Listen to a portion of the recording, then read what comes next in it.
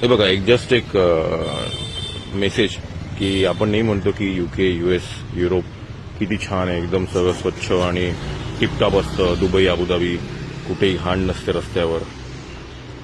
आपण पण भारतामध्ये राहून असं करू शकतो जर आपण आपली रिस्पॉन्सिबिलिटी सगळ्यांनी जर ठेवली चांगली तर करू शकतो.